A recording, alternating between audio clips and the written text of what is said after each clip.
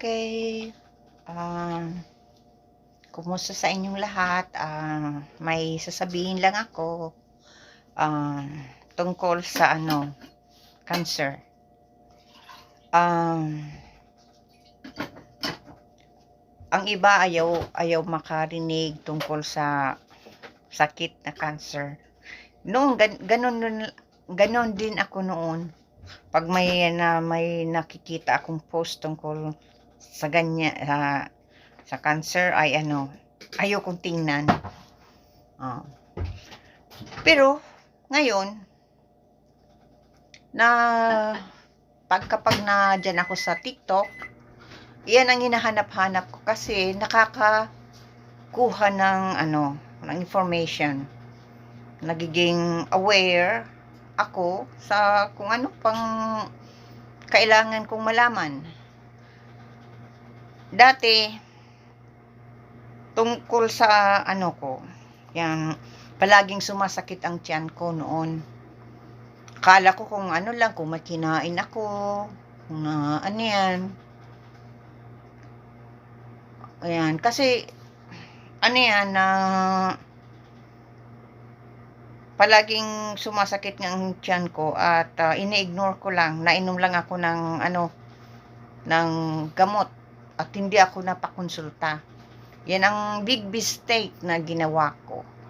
Kaya kayo kung may palagi kayong nakakaramdam na masakit ang tiyan nyo, na parang gas,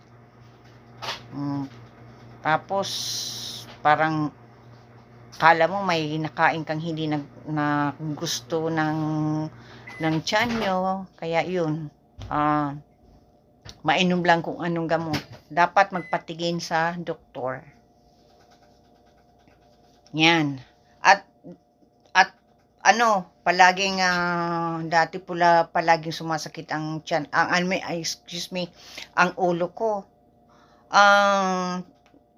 Inaano ko lang yan, linalagyan ko ng white flour. Yan, ginamit na masahe ko lang yan dyan. Bago ako yung na hospital, ay grabe ang sakit ng ang ulo ko. Akala ko lang kung sa stress, so kung lang. Kaya linagyan ko ng maraming white flour. At talagang naligo ang ulo ko ng white flour. Pero yung hindi na talaga yun ang na ako, yung nahimatay ako sa diyan sa banyo. Hindi ako nag-alam na nakapunta pala ako sa banyo. Akala ko panaginip lang. Tapos nagising ako sa banyo. Akala ko panaginip lang.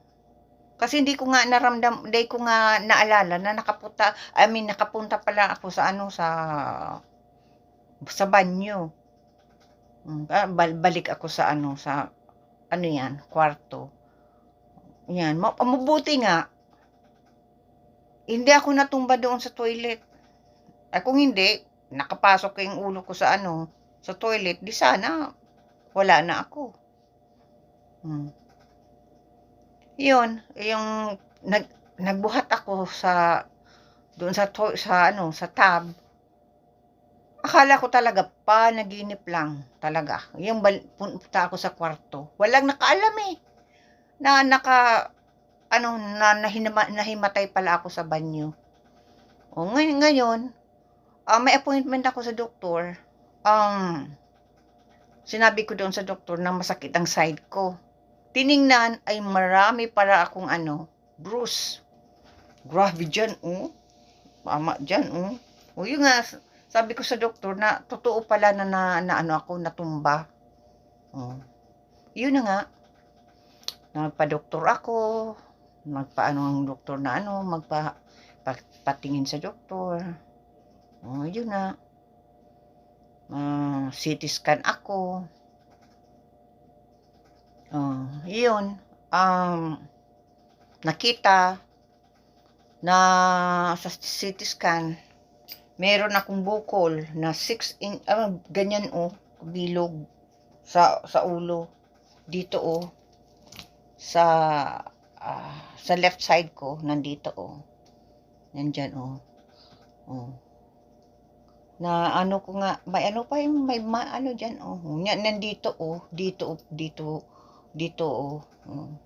Sabi, minsan naisip ko, baka sa aksidente noon na yung ano, yung binugbog ako noon ng isa kong kapatid. Yung panganay naming kapatid na gadit sa akin. Yung baguhan pa lang ako dito sa Canada. Binugbog ako. Ganyan ako doon sa sa kanto ng dresser. Mayroon pa nga ako ditong mayroon ako ditong scar dito. Alalim. Pag wala akong buhok, makimahalata na may bilog ako dyan. Oh, dyan.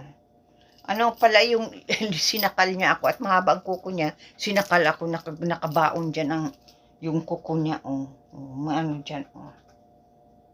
May ano pa dyan. Oh. Kaya kung wala akong buhok, yan, nahalata talaga na butas dyan. Oh.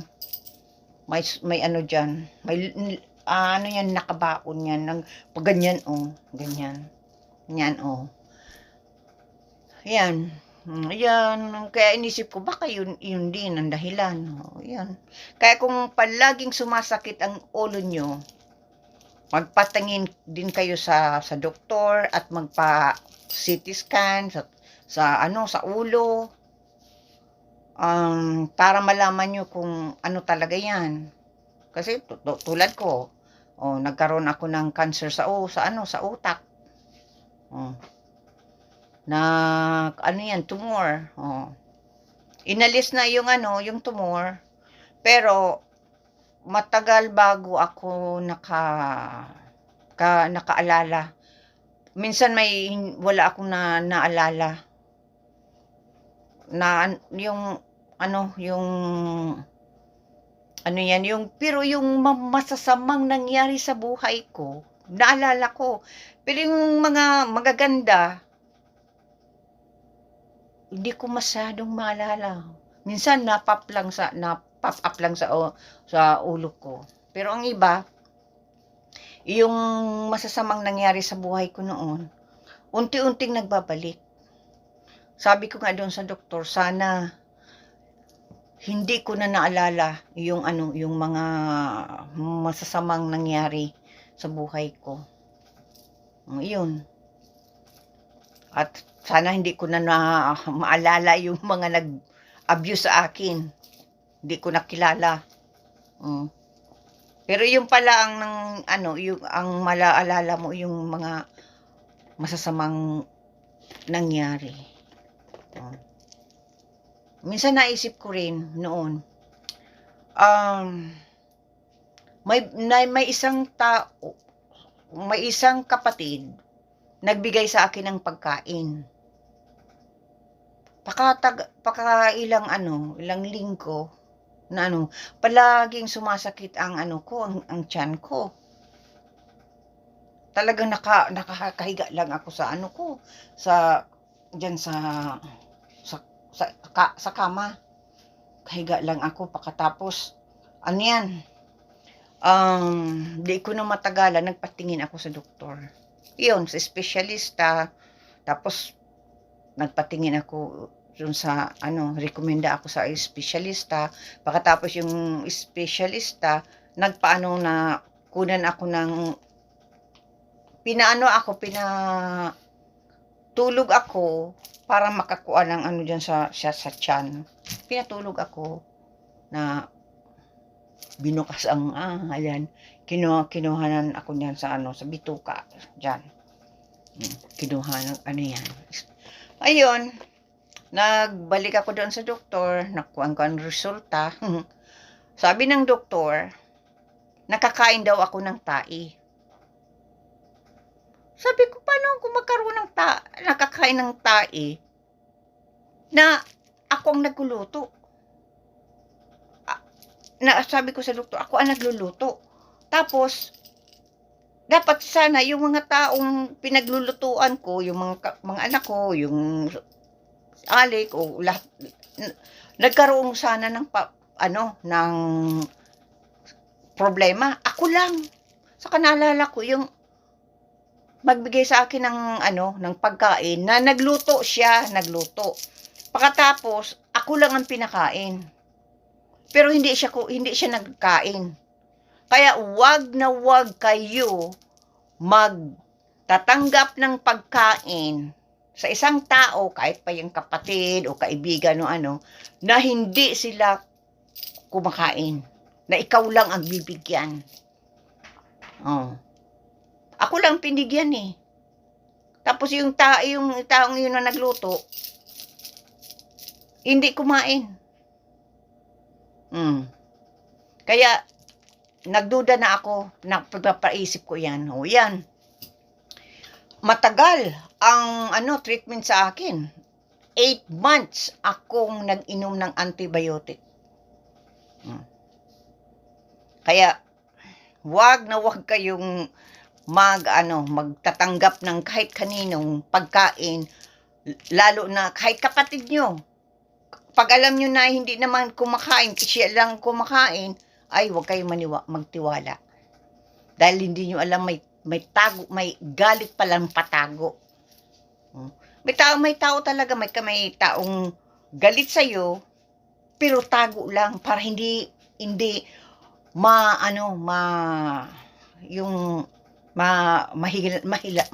mahalata na galit sa'yo. Pero mararamdaman mo naman na something wrong, na yung parang iba ang naramdaman ko. Ganun, kaya lang hindi ko pinapansin yun eh. Kaya ngayon, ginagamit ko na ang yan.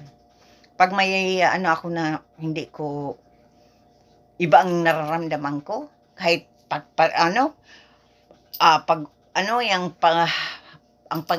yung tingin sa akin ay friendly, mahalata mo. Kaya ingat kayo. Kaya wag na wag kayo magtiwala. Iba na ang panahon ngayon. May mga taong galit sa iyo, pero tinatago lang para hindi sila mapansin na galit pala. O yun, nangyari sa akin. Yan?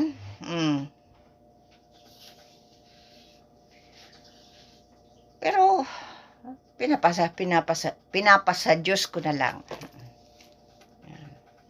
Kaya, mag-ingat na lang kayo. Yun. Pinapasa Diyos ko na lang yan. Yung mga nangyari sa akin. Na, mahirap. May taong galit sa'yo. Napatago. Kaya, iwas na ako. Ayoko ng kaibigan. Ayoko nang lumapit kahit sa kapatid. Takot na ako. Dahil, hindi ko alam kung pwedeng katiwalaan o ano.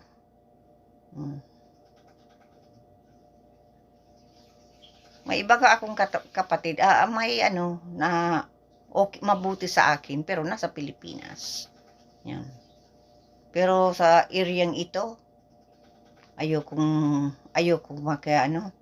makipag-associate, no. Ayoko na. Kasi pinagpulis ako. Pinapulis ako, hindi ko yan matanggap. Akalain mo, pinapulis ako? My God.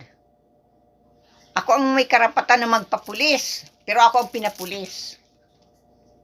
Kaya hindi ko matanggap talaga. Pinipilit kong kalimutan, pero hindi. Hindi ko kaya talagang kalimutan. Kung nangyari yan sa iyo, na kapatid mo o pinapulis ka, anong gagawin nyo? Ay, nako. Salamat sa mga nanonood. Kaingat na lang kayo. Ingat. Ingat palagi.